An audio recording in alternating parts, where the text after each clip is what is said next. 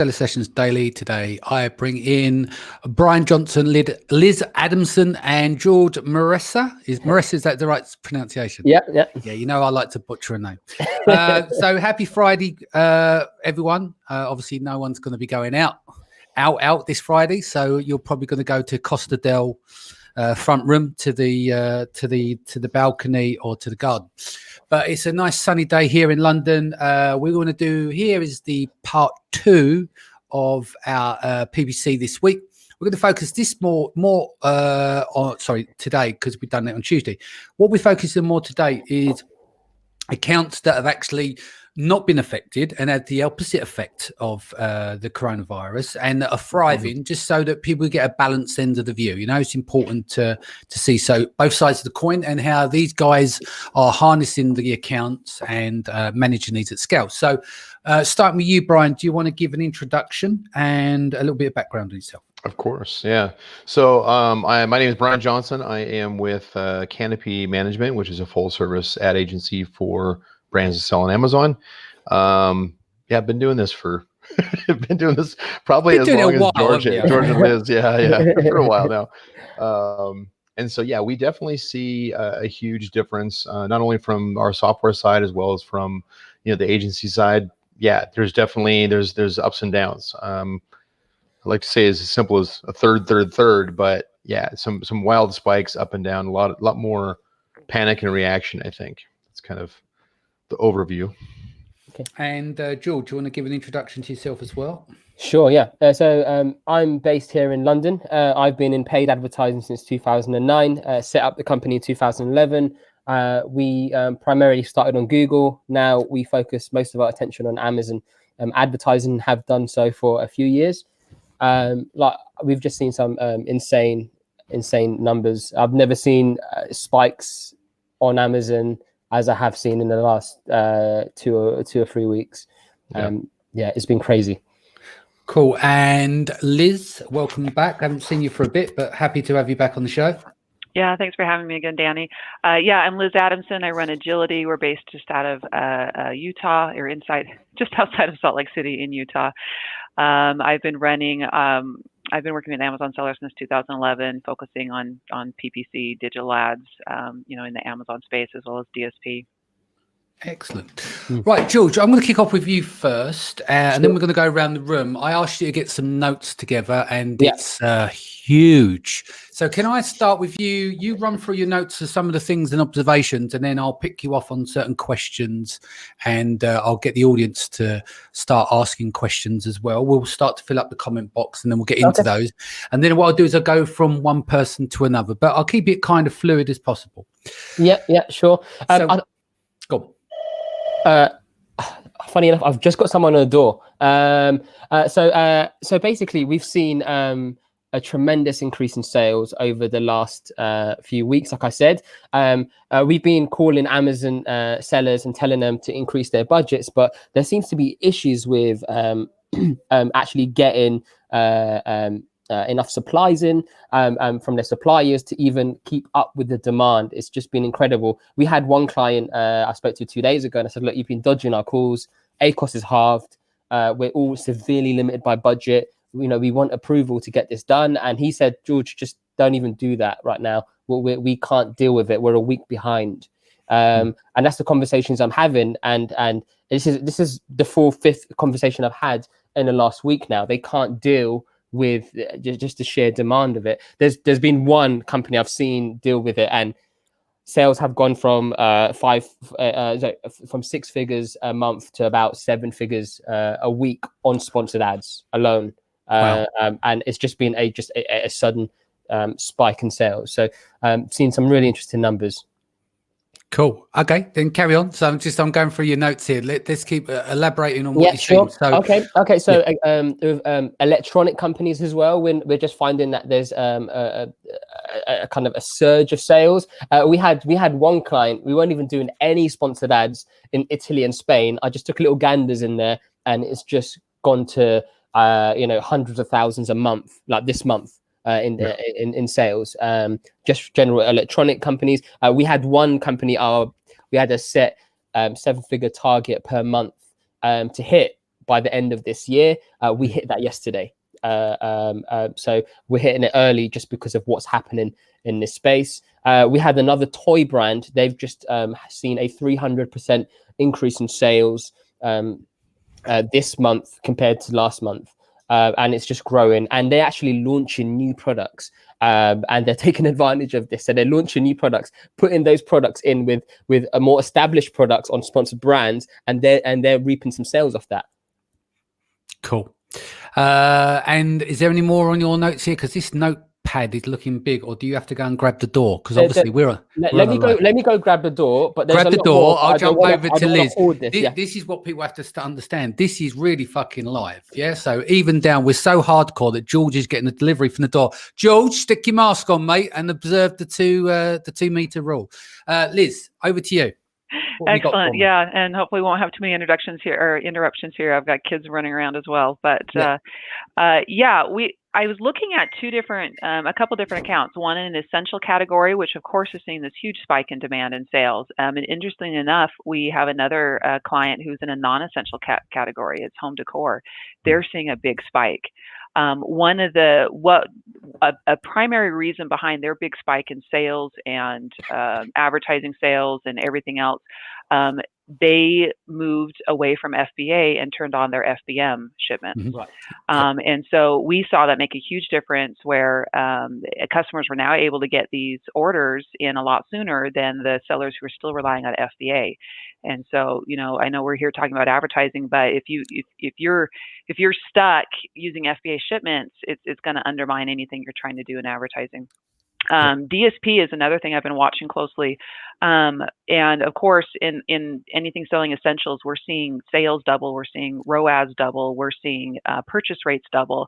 And we're having the same kind of issues that George mentioned, that inventory has kind of become a problem for some of these clients because they weren't anticipating a surge quite like this. But advertising is doing very, very well for these clients. I looked at another DSP client who's in a non-essential category and who they actually started to panic because their sales did drop by 40%. We convinced them to hang on and say, hey, we're not going to cut everything right now. Let us fine tune some things. Let's let the panic settle down. And over the last several days, we've seen their ad sales start to come up again because they hung in there. They didn't panic and start shutting things down like we're seeing some sellers doing, and now they're benefiting from, frankly, a less competitive marketplace. Their estimated cost per 1,000 impressions, their CPM, is going down. Their ROAS is starting to shoot back up again. And again, all because I believe we convinced them to keep a steady head, let us do the proper optimization, let us ride out this initial craziness, and take advantage of the fact that other sellers are, quite frankly, panicking and shutting things down in some cases. Yeah, so holding your nerve is key here on this. What else do you have for us there, Liz? Anything else on your list? Yeah, no, like I said, cost per impression is dropping, 30% drop. ROAS, we saw that drop, as well, but it's coming right back up. New to brand purchases in DSP, again, I'm looking at. Yeah. And this is for my client who sells, essential products like supplements and things. Their total new to brand purchases are going up. And so you got to look at this as an opportunity to, you're pulling in new customers.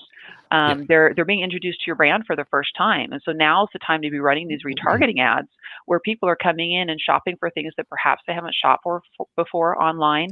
They're buying your product, they're viewing your product, setting up those retargeting ads so that they're being hit over and over again with those ads, especially as customers are at home more, they're on their computers more, they're possibly spending more time browsing online. And if we're using those DSP ads to follow them around the internet, so to speak, we can bring those back in and continue to increase sales over the next 30 to 60 days. Cool. Brian, let's bring you in and then we'll jump around and get a little bit from everyone. Give me some observations from you this week. Well, a lot of it's going to be kind of echoing, obviously, what George and Liz just talked about. Is certainly from a DSP standpoint, that is something we're definitely looking closely at. We've got a number of clients that we're seeing a definite uptick as far as the retargeting ads working a lot more effectively in some product niches, not in everyone. We see where some of the competition is either run out of stock, or they're not able to ship, or they pull back on the advertising significantly, which a lot of advertisers did. And now it kind of opens things up. We're seeing the cost per clicks go down. We're seeing the conversion rate start to climb back up again. And Liz, you brought up a great point, is that there's that initial knee-jerk reaction where everybody panicked, and we were spending a lot of money because you figure this from the shopper psychology is they went out and they said, oh, this is the product that I want. Then they click through the ad, they spend your money, right? They get to the listing and I going, oh, wait, this is 4 weeks out. There's no way. Well, let me shop around and look around and see if I can find an alternative. Well, most of the shoppers have finally figured out, it's like, okay, I'm not going to find a better alternative when it comes to shipping. Or those that are, or I don't want the one that is available, maybe has a higher BSR, for instance. And so then they're coming back and those conversion rates are starting to climb back up again. So we recommended to certainly with all of our clients and certainly to the community, we recommend focusing the ads based primarily on conversion rates and ship availability. In fact, within our agency, we actually I love my software development team because I threw them a quick requirement that build me a Chrome extension that automatically goes out and checks the entire inventory of all of our clients for what their ship dates are, so that we can manage that intraday, because we're seeing it change from one day to the next. And so we can go out there and we can crawl that, instantly. And so that's something that we'll probably actually make that available to the public, probably maybe today or Monday even, just so that you can open that up, basically kind of give back to the community. That's just, no charge on that, of course, but it gives us the visibility to know, it's like, especially if you've got a large portfolio of products, what can I push right now versus what's going to get some resistance because of the delayed delivery dates.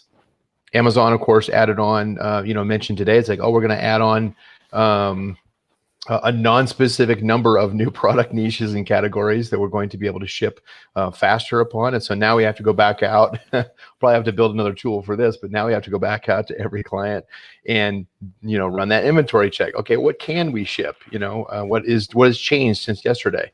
Yeah. So we're having to be so reactive. We don't like doing that, but I love working with a team that everybody all hands on deck. They're all in the zone. They're all jumping. Yeah, exactly. Cool. Right. I just want to say hellos to a few people who are out there on the call. Oxy, hello. Owen Burrows, welcome back. Quasim, hello. Ben Valance, Christy Ruse, who else? Bill McDowell, John Miller, David Cups is out there. Brian, you're watching Andes, so it's like you're in 2 dimensions by the looks of it.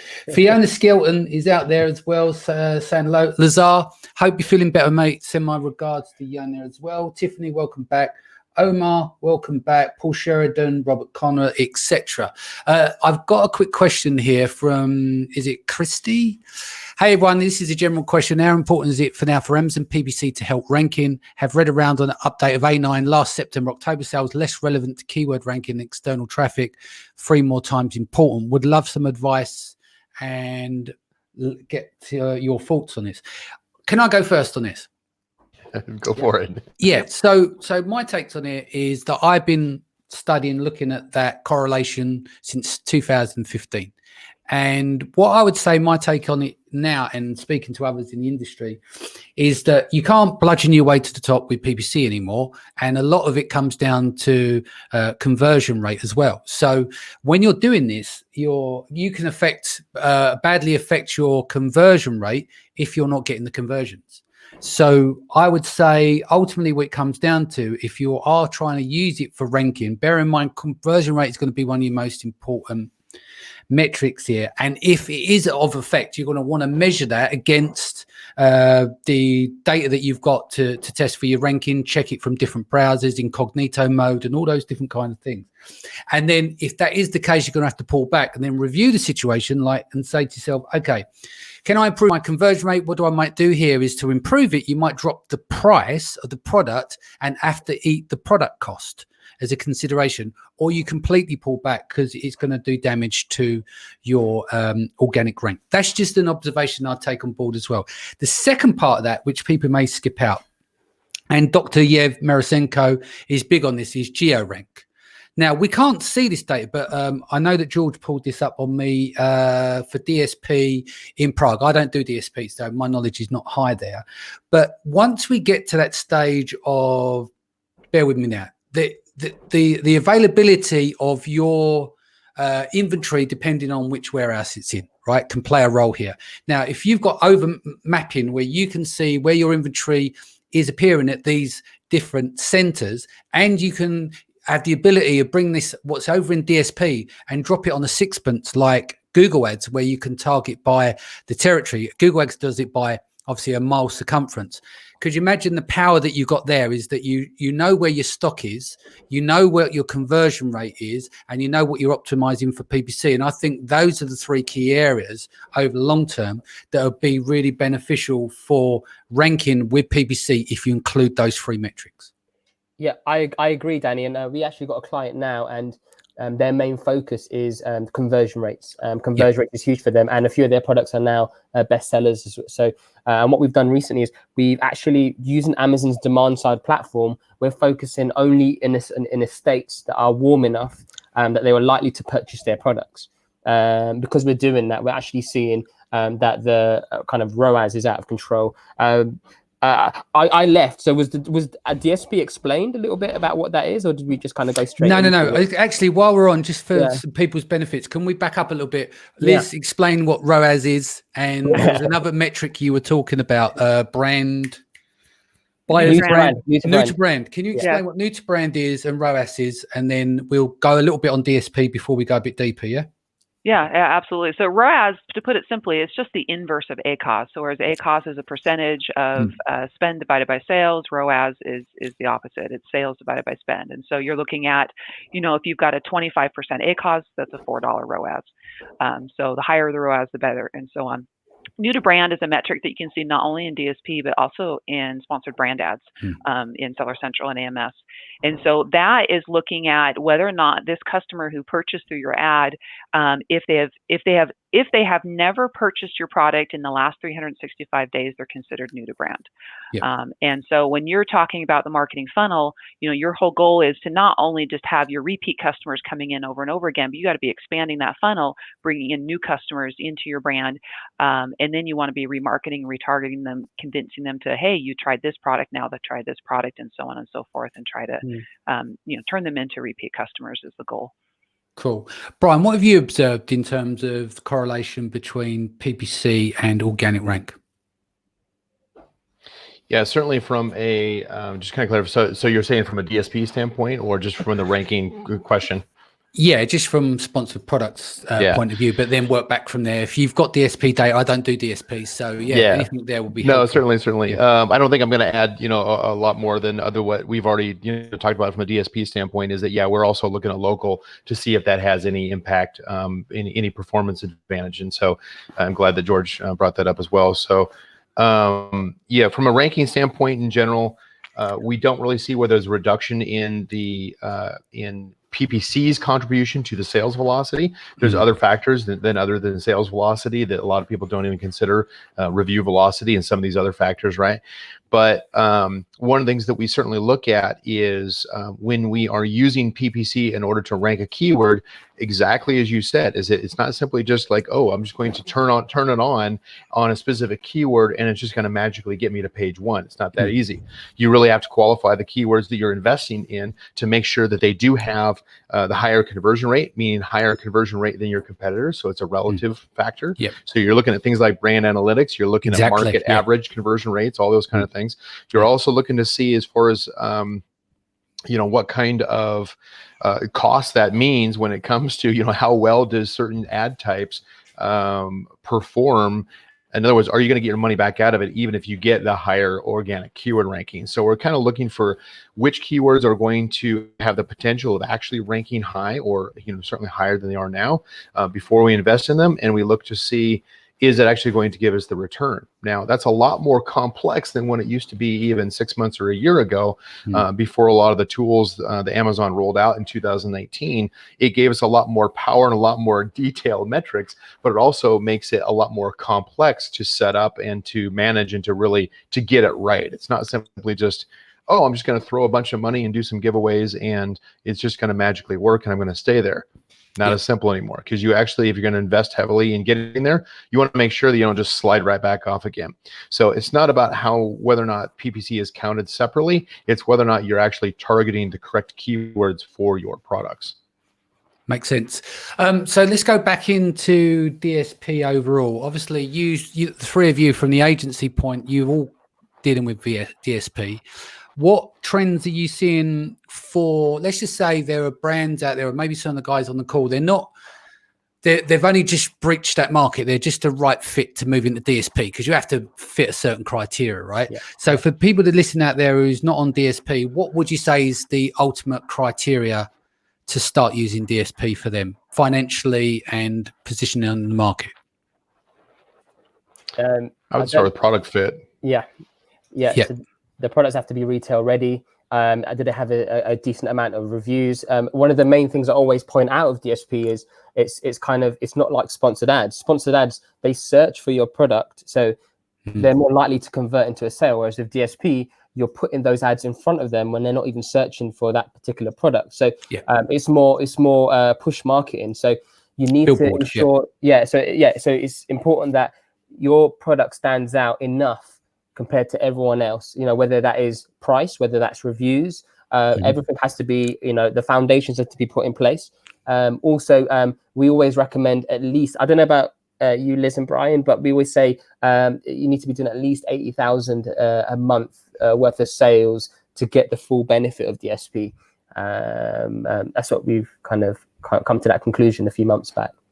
Yeah, I think our minimums are a little bit lower than that, but we do certainly agree in order to maximize the platform, you've got to actually be an established, brand with some decent sales going. So what would you say you're looking at in terms of minimum spend? That's 80 grand a month in turnover, right?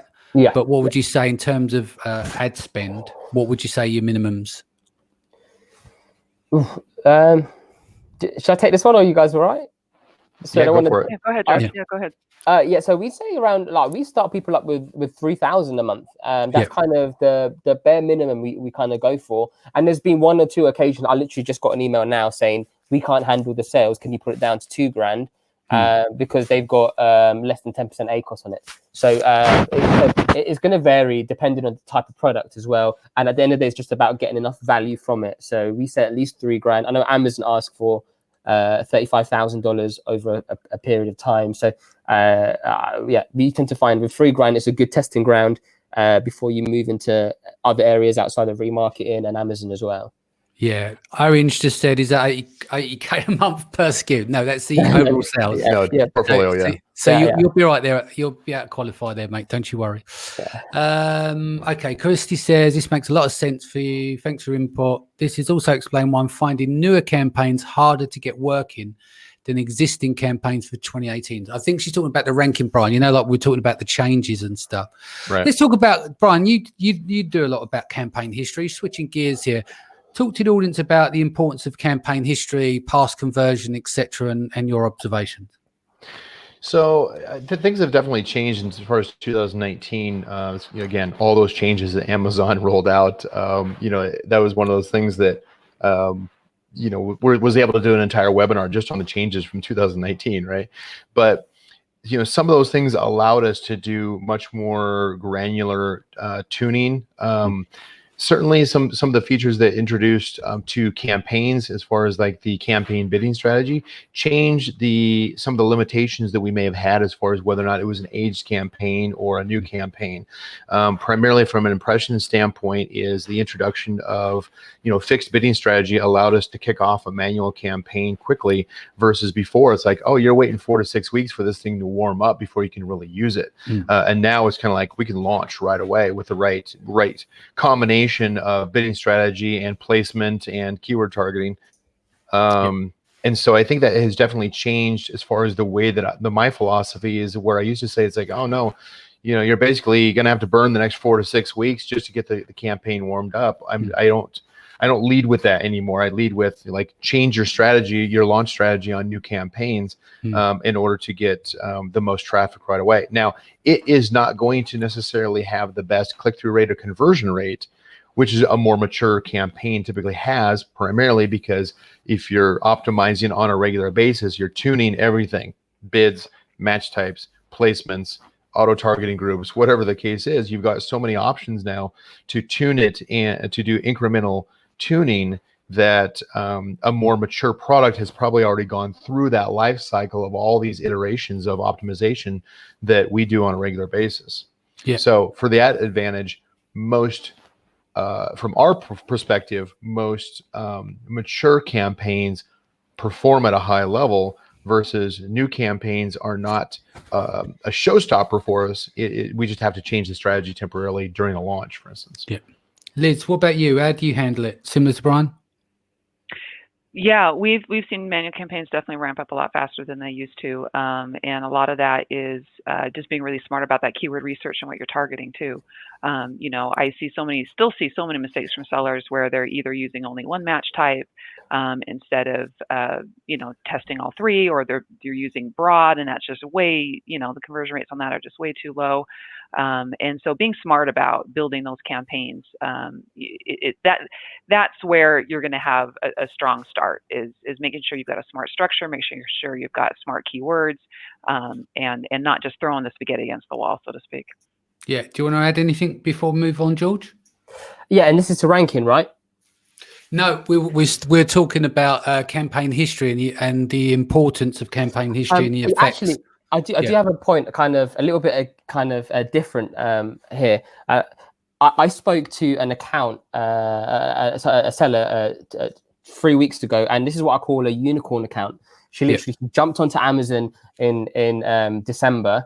And she's like, I would like your management service. I said, look, you're new to this. It's going to be hard for us to kind of get much done. And she, in her first month, she did 25,000 in sales, right? She didn't know really what she was doing, but she had a product, right, that not many people had, right? So she had a very unique product, and it ranked. And another point I want to put into this is also market share. And this is something we've been carefully keeping an eye on recently. So what is your market share in the space? We use a cool tool called Totalytics. I'll put that onto the group here. It's a really cool tool where you put in your ASIN and then it finds every other ASIN similar to yours, right? And then it keeps updating you anytime any new products are added to the product. So in essence, it will show you like you might have a 15% market share this week, but the next week 5-6 different people come in, they've got an aggressive launching strategy, they eat into your market share. So it's not necessarily that your ranking's bad, it's not necessarily that your performance is bad, it's just that it's become far more competitive. And that's what we're finding. So this tool allows us to actually see and step back and have a kind of gauge the market space to see where is this product. I mean, literally, I had another call today with another guy. He's got this incredibly unique product.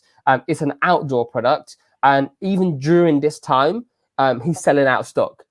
And he's not in essentials, like literally not in essentials. And it's because he's one of the only guys doing this in the UK right now. Sounds I'll good. just to interject here a little bit. I mean, that's one of the opportunities I'm seeing right now for sellers during this whole pandemic is because so many sellers are either running out of inventory or they're panicking and shutting down or they're unable to fill orders for whatever reason.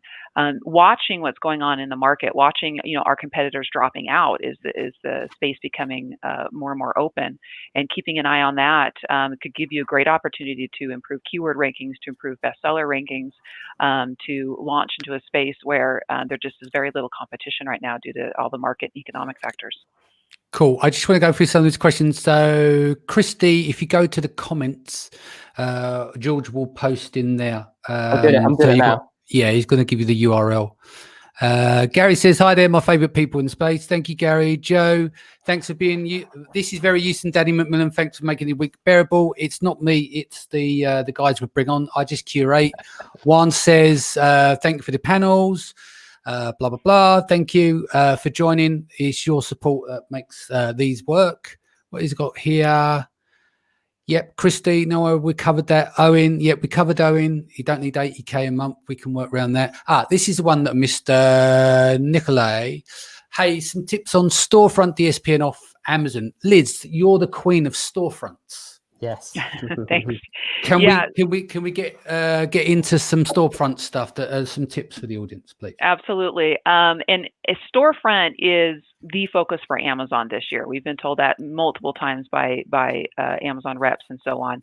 Amazon really wants to create the space where brands can showcase their products and build a beautiful storefront. They're adding more and more features to storefront every day to help it become more functional, more design options, and so on and so forth. And using storefront as a landing page for specifically your sponsored brand ads, and not just like one of the key things that I preach is don't just send all your traffic to your homepage of your storefront, especially if you've got a larger catalog. Need a segment, yeah. Yeah, you've got to segment. You've got to use those sub pages. You've got to, so if you sell in 10 different, product subcategories or product lines, get a sub page for each. Make sure your sponsored brand ad is highly targeted for people looking for that. Take them to that storefront where they will easily, that's the key. They have to be able to easily find that product once they land on your storefront. You don't want them digging through pages trying to figure out, wait, I thought I was buying vitamin C and all I'm seeing is zinc and that's not what, you've got to make it super easy. How can you, sorry, do you want to explain how you figure out to structure the storefront? Like it's like when we have products and we're working out, people just normally tend to use like a parent and then the SKUs underneath. But we look at product groups, then parents and SKUs. How do you structure this in reverse for your storefronts? Yeah, I mean, so if we start from the top down, that homepage should be your best-selling products, your hero products, the things that customers like and love and know you, and maybe there's some educational content on there, and you can use that as a brand awareness page. As you get into those sub-pages, you can, let me think of the best way to explain this. You can start with a larger group. Let's say you're selling, women's shoes. And you've got a number of different types of shoes. You've got athletic shoes. You've got, we'll just be a little ridiculous here, but athletic shoes and flip-flops and slippers or something. You can have a subpage for women's shoes, and then you can have a third layer down below that separates it out into the flip-flops and the slippers and the sneakers. And then that way, depending on your advertising strategy, if you are trying to hit on broad search terms like women's shoes, you've got a page to drive your traffic to. If you are hitting on a more narrow term like women's flip-flops or sandals or whatever the case may be, you've got another page to drive them to. And so you can kind of nest, you can start, kind of big with those broader categories and then kind of bring it down into more narrow categories to match the more specific search terms. Have you seen where people have gone and designed these storefronts and I'm trying to articulate the best way. Right. So let's be honest, Amazon isn't the prettiest in the world, but it works, right? And they've got the data to prove it and back it up. And then you get all these fabulous designers come along and they design these great looking storefronts and they stop converting. How do you mitigate that? You've got to, as much as we maybe hate that yellow add to cart button, you've got to have that yellow add to cart button. I mean, that's what customers are trained to do on Amazon. And Amazon's got those product widgets and carousels and things that you can pull into your storefront. It looks like an Amazon listing. It has a Prime badge. It has a yellow add to cart button. Not that you can't use your branding. Absolutely use your branding, but then try to blend it with the elements from Amazon that customers are familiar with. They don't, click and go, oh my gosh, where on earth did I just go? I wanted to buy from Amazon. Make sure that it's not completely unfamiliar to an Amazon shopper. Cool. Brian, let's bring you back in storefronts. What's some of the stuff you're doing? Most of the thing that we're observing these days too is that when you don't have your full advertising portfolio set up, in other words, you don't have full ad coverage across Amazon, then you're leaving gaps for Amazon to fill in what it wants. And one of the things we're starting to see with branded pages and store pages is if you're not advertising in all spaces, then they start adding on their own, like, oh, well, you're not going to advertise, so let me go ahead and just fill in right below your brand, right below your products. It's like, oh, here's some similar brands to yours. It's like, thanks, Amazon. Let's just go ahead and steal my customer out of my own store. And so part of that has to do with just making sure that you're, running defensive ads where you're actually occupying the ad space that should belong to you, including your storefront. Yeah. Cool. George, coming back to you. Talk to me about supplements on remarketing that are going well for some of your clients. Yeah, so it's like gold right now, especially vitamin C, zinc, immune boosters. When we put in almost anywhere right now, they are going crazy. And just to kind of merge this with one of the questions that was asked by someone about off Amazon advertising, at the moment, I don't know if you, Brian or Liz, you cracked this code, and if you have, we need to talk about it after this. But actually, going on an open exchange is still dangerous ground right now. There's still a lot of refinement that needs to be done. The content targeting is still a bit all over the place. So the way we use open exchange traffic, so open exchange is advertising outside of Amazon. So the way we use it is we target people who have viewed the products and haven't made a purchase, and they're looking outside of Amazon, right? And we bring them back to the product listings, because what we found is, out of everyone who's viewed the product with remarketing and hasn't purchased, how many of them are actually going to come back to Amazon in the next 7 days? Not many. And we're actually finding that the open exchange remarketing is on outside of Amazon is actually getting a better ROAS than what's in Amazon, and that's because the average cost per cost per 1,000 impressions is cheaper. So we're actually now we're taking this out of like the order level, so it's like a campaign, and we're putting open exchange ads in its own separate space, and that's what we've been doing. And for example, I had a client 2 days ago say to me, George, sales are dropping. We need to just start to reduce the spend on DSP. And I just got on the phone to him and said, why? The ACOS is 18%. You might be struggling with your sponsored ads, and it might be dropping there, but you're going strong with remarketing. And actually, we're doing some clever things, and I'll promise not to give away too much to this client. But no, you give away. We're not holding you back. Do you need a drink? I'm okay. But we've got some people who are doing it really clever. So obviously, I've got the tools here, but these sellers are just some of these guys. Yeah, they're the most dynamic people in the space right now, like in the world right now for me. And one guy is using traffic from outside and just sending cold traffic, bringing it into Amazon, and then we're using the remarketing to siphon off, to close and to convert. And we're seeing the conversion rates just go crazy, like absolutely crazy. Nothing like that account has ever done before. And that system's been in place, and I put that in other places. There's okay. So another thing that we started doing, the delivery rates, right? The delivery dates has gone back to the end. Go on, George. Keep spilling. I'm listening. Go on. Right. The delivery dates have gone back to the end of April. We've got one or two accounts, right? They're fulfilled by merchant, right? We take every ad, right? We take every other product, right, that can't deliver on time, and we just advertise to their audience. Yeah. Darn straight. You bet. And they don't even know it's happening. No one has the faintest idea. Also, we're sending traffic outside of Amazon. We're sending people who have viewed the products outside of Amazon to their storefront so they can own their businesses, especially like supplements, because these are like people who have purchased the product. They're more likely to buy it again. So we're sending this traffic outside of Amazon. And I don't know if some of you have noticed, but actually, if you fulfill your products with Amazon, with your Shopify store, they still deliver within a few days. So like it's crazy. So like there's still some gaps, and like some of these guys I'm working with, they're finding these gaps, and they're managing to use DSP in ways I've never even thought about using it. So it's just really interesting. I know this is not a nice time. I know this is like a really kind of, there's a lot of stuff going on in the world. But no, it's important, George. Listen, it's important because we've already I like to show both sides of the coin, So it doesn't always look shiny all the time. We've done Tuesday's call. We see that there were people struggling. We see there was the necessity items. People do want good news as well. They do want to know that Amazon hasn't just died on its arse and people are being successful.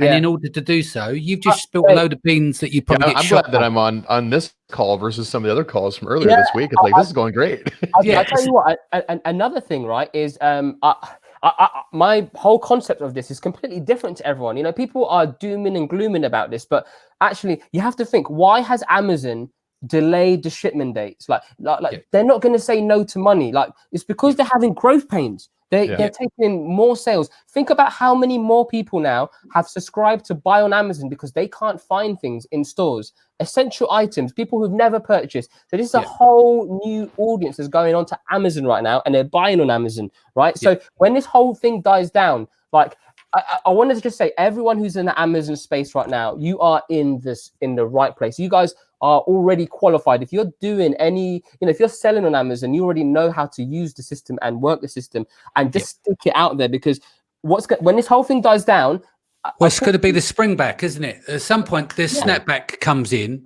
and then everyone will benefit. They might not benefit now, but they'll get the benefit of what's happened now. More people, more online, more shopping. But when they open up their purse and their wallets from essential items to shiny objects again, everyone will benefit over time. But it's just we just got to get through it. Yeah. And a lot of people are very quiet right now, and they're doing very well. And, and there's a few I'm talking to, and they're saying, George, all I ever see is zeros. We're constantly sending products into FBA. It just doesn't change. It's zero. They're not fulfilling the demand. The demand is so crazy right now. And obviously, some people have gone to the obvious products like hand sanitizers and masks to try and pivot. But if you really think about the space, think outside of Amazon, outside of these tools, right? Think about the mindset of people. What are they going to do in a month's time? What are they going to want? Like in states in the US where it's locked down, what are they doing now that places that are not on lockdown, what are probably going to do at at a certain point? And that's what you have to predict. You have to think outside of Amazon here. And there's a few guys right now I'm working with, honestly, like they're pivoting. They're literally, they've changed their system. Like, right, they want to bring back another product. They want to test. And I think right now that's what you have to do. That's just my spiel. I'll stop talking now. No, George, listen. I was quiet, wasn't I? Keep rolling. Camera's still rolling, mate. Well, I was going to add to that too. Yeah, I've got some thoughts as well. No, excellent. That's a great idea. Let's keep it rolling. Right, Brian. Liz, ladies first. You go, and then we'll get Brian. Yeah. Thanks. No, I mean, just before this call, I was looking at an article about Nike. I mean, I don't know about some sellers on, other sellers on Amazon, but the apparel sellers we're working with right now, they're seeing a lot of drops and they're panicking. But then looking at Nike and how they thought outside the box, they already went through this in China, and they're using what they learned in China to apply to the United States. And they're thinking outside the box, and they're pivoting from brick and mortar and focusing on online sales. And like one of the things they're doing is their digital marketing now includes a play inside campaign. And so realizing that, maybe people aren't out doing their normal activities, but they're still looking for things to do at home. And so they've changed their marketing message to play inside. Here's products you can use to do that. And they just reported that their online sales increased 30% last quarter. Through this pandemic in China. They were specifically talking about China and other places where they had to shutter all of their stores. And so that's just an example of an apparel retailer where many of my clients who are in apparel are seeing declines right now. But this is another apparel retailer who's thought outside the box, who realized that online's the way to go. We need to change operations. We need to change marketing. We need to adapt to the current environment. And they succeeded, and they'll continue to succeed as this pandemic goes around the world, and they start the same response in the US and Europe and other places. They'll have the same success here that they saw in China. And we can definitely model ourselves after that. I was on a panel yesterday for apparel sellers. And one of the things we talked about is, changing your marketing message to, okay, we know people aren't going out. They're not buying work attire. They're not buying, evening attire right now. But change the message to, dress well to feel well, encouraging people, let's not just stay in our pajamas all day long and not shower. Those of us who work from home know that can be disastrous. It really affects your attitude. Yes, and smelly. But, so thinking creatively and outside the box of, hey, just because they're at home doesn't mean they shouldn't at least, and maybe you do start pushing your sweatpants and your, yoga pants and whatever it is, but changing that message to, hey, we're inside or at home, but let's keep dressing well to feel well. That kind of messaging and thinking outside the box to engage with your customers and help them feel more optimistic instead of the doom and gloom and, the world's falling, I got to tighten down, get into my cave and whatever. And I mean, the good news is too, in the US, we just had a stimulus package passed through the Senate. And so there's going to be some money coming down the pipes for US citizens who, hopefully they'll use it to help stimulate the economy a bit and do some shopping with it. Sounds good, Brian.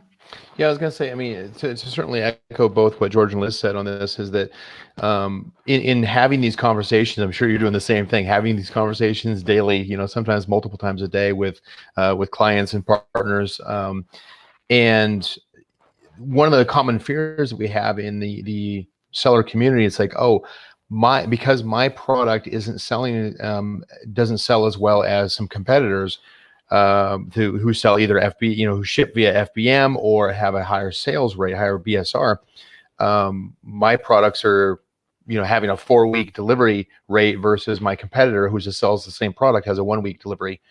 And ultimately, our observations on that is that, first of all, there's a limited number of those that are ahead of you that are actually getting a shorter delivery date, right?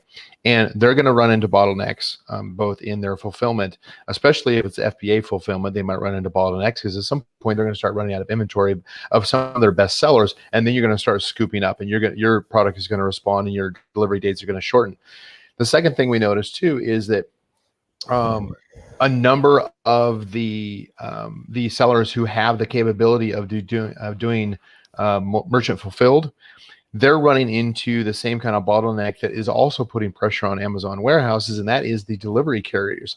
UPS, FedEx, US Postal Service in the States, they're all pushing back on companies like Amazon and Walmart, saying like, look, we cannot take as much as you're trying to stick into our system. And what they're running into is they're promising, oh, I can get it to you, on Amazon, I can get it to you in 5 days. And then their carrier turns around and says, oh, we deliver it in 7 days. And their seller account is getting penalized for that because of late delivery. And so those of you who are strictly FBA, don't think that your competitors who are still able to ship, that it's all, fun and roses and everything for them. They've got their own pain points, and some of those can be a lot more damaging to their account than maybe what you're experiencing. Yes, we certainly appreciate how hard this is on everybody, at every level. There are certainly products that are, that are just taking off right now temporarily. I've got a buddy of mine who's got a product that's in hot demand right now. He went from selling 5,000 a month to 100,000 a day. Imagine the logistics he has when his entire family and team and friends and everything are working 24/7 in the warehouse, just trying to get that out the door. And then to have the shipping carriers push back and say, no, you reached your maximum for the day. It's like, wait, what? You've got competitors who are running into that problem. So this will normalize. It's just a case of getting through some of the challenges that we have right now with both in Amazon as well as the carriers. Your business will come back. You just need to, setbacks make way for comebacks. So on that, exactly. As we're starting to get to the top of the hour, I'd like to get some predictions from you guys. I do it on every episode. Brian, I'm bullish. I think as long as people stay home, we'll get through this pretty soon. 8, 12, 14 weeks maybe, but we've got to be super disciplined. We see what's happened in China. If we can take some learnings from around the world of how they've sprung back and started to get a little bit of normality back in their life. What are you bullish on Q4 looking good this year? Are you bullish on a recovery of the economy, like the short-term recovery, like a pop back? I know it's going to have a long-term effect, but where are you seeing it?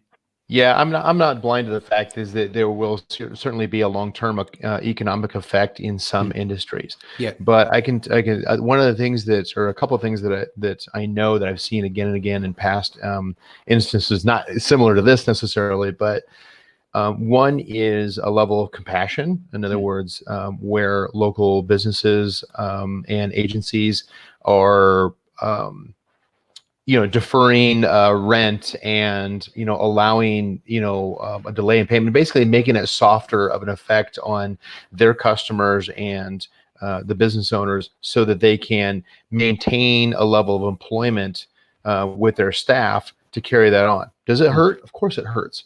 But it is, people are stepping up from a standpoint. It's like, okay, I understand everybody's in pain. Let's go ahead and help ease that pain, whatever we can do on our part. And we see that across the board. The second thing on that, as I see, is just ingenuity. Entrepreneurs, by nature, we go out there and we say, it's like, okay, what can we make this work? We're probably taking the hardest hit because there's nobody else, giving us the paycheck, and anything that we can't create as far as income, we don't get paid, right? That's kind of where it comes down to. But we know that, kind of like what George and Liz were both saying, is that if you can look for those opportunities to pivot, you are creative, you are smart. Think about not what is hot right now, but what's going to be hot a month from now, 3 months from now, that you can at least that you can plan for, that you can consider, like, how is that going to benefit your business, your community? And open your eyes, be aware of what that's going to do, because that's going to help your business, your community recover a lot faster. My prediction is this will probably run for another 8 to 12 weeks.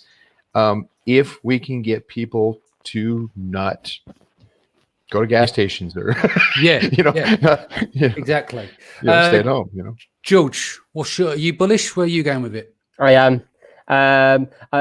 Just to give you guys an idea, on my end, we've taken on more business in the last 2 weeks than we have ever taken on. It's going crazy. I think in the next few months, it's going to be the larger firms that suffer. The smaller firms, just like Brian said, they are flexible. They're able to change. Another thing that a lot of my clients are now saying is diversifying. I think Leron mentioned it on Monday or Tuesday, and he said, actually, people are thinking now, how can I not rely completely on Amazon if they're able to actually dictate when your products are shipped? So one area that we've seen work really well is Google Smart Shopping. That's been insane for clients. So we've been setting that up for quite a few clients. Another thing to watch out for is Google Marketplace, not Google Shopping, Google Marketplace.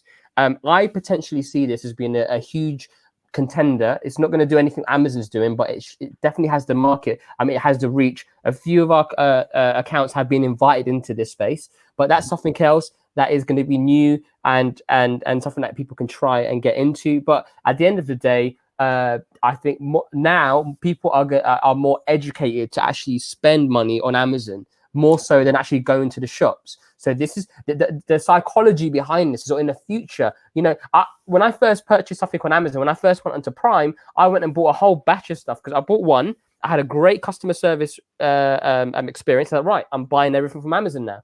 And a lot more people who were reluctant to buy online are now being forced into this space. So it's just going to grow, is where I think it's going. It's just going to grow and it's going to become more crazy. But that's my okay, but what is your prediction?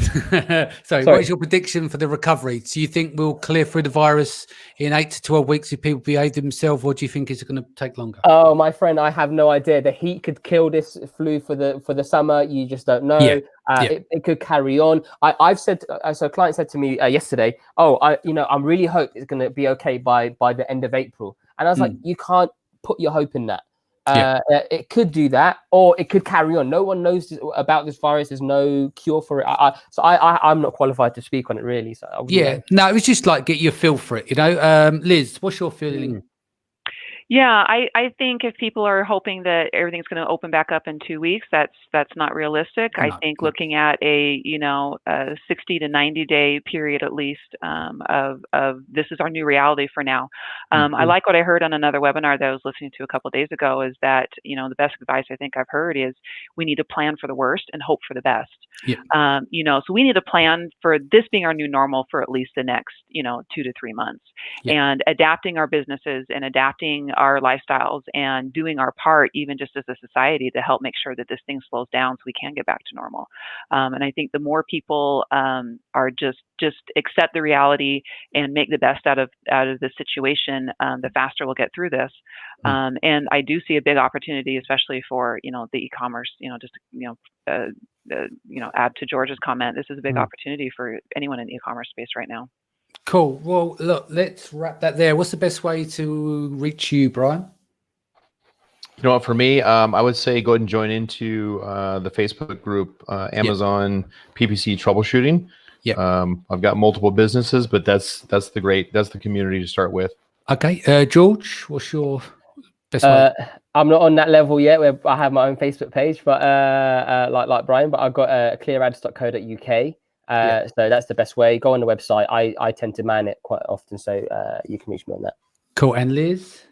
Yeah, you can reach me through my website, egility.co. That's egility.co.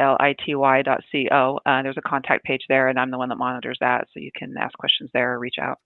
Cool. Okay, guys. So obviously, I've committed 7 days a week to this. So just want to say, thanks for everyone who's joined this week. I think we've had some amazing panels, ranking, 2 lots of PPC. It's been an incredible week, and I've learned a lot as well.